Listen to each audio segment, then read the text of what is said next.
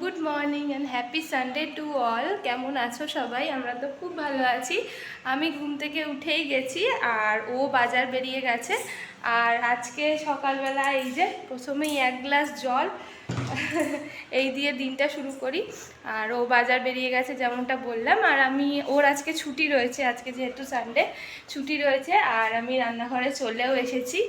আর আজকে টিফিনে কি বানাচ্ছি দেখে নিই। আজকে একটু চাউমিন খেতে ইচ্ছা করলো, ভেজ চাউমিন। তাই জন্য এখানে দেখো আমি বিনস, ক্যাপসিকাম, গাজর, আলু এগুলো কেটে নিয়েছি। এখানে চাউমিনটাও সেদ্ধ করে নিয়েছি আর এদিকে কড়াই বসিয়ে নিয়েছি। আর আমি এখন একটা কলা খেয়ে নিই।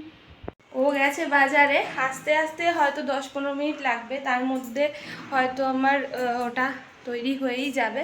তো ততক্ষণের জন্য সঙ্গে থাকো। এই যে আর একজন চলে এসেছে বাজার করে। প্রচুর গরম। হ্যাঁ, প্রচুর গরম। ঠিক আছে, রাখো। সকাল থেকে উঠে যা দাঁতে ব্যথা করছে, একটু লবঙ্গ দিয়েছিলাম এতক্ষণ। ওকে বললাম একটা রেড পেস্ট নিয়ে আসতে, এটা দিলে অনেকটা রিলিফ হয়। আর ও চলে এসছে। আর এখানে আমার এই যে রবিবারের ব্রেকফাস্টও রেডি হয়ে গেছে। ও সেই তো অবশ্যই। তোমাকে এখন দিয়ে দিই, আমি একটু পরে খাবো, আমার প্রচন্ড ব্যথা করছে। তাহলে তুমি এখন খাবে যদি, তাহলে তোমাকে এখন দিয়ে দিই, আমি খানিকক্ষণ পরে খাবো। না, একসাথেই খাবো, চলো। আমার দাঁতটা প্রচুর ব্যথা করছে, আমি কিছুক্ষণ পরে খাবো। এটা দিয়ে একটুখানি করি, ব্রাশ করি, তারপরে খাচ্ছি। ঠিক আছে। এই যে এদিকে একজন চাউমিন নিয়ে বসে গেছে সুন্দর করে, আর আমি দাঁতে ব্যথায় বসে আছি মলম লাগিয়ে। মলম নয়, পেস্টটা লাগিয়েছি। দেখি 10 মিনিট যদি কমে তো ভালো, না হলে না জানি কি করবো। খুব ব্যথা করছে সকাল থেকে।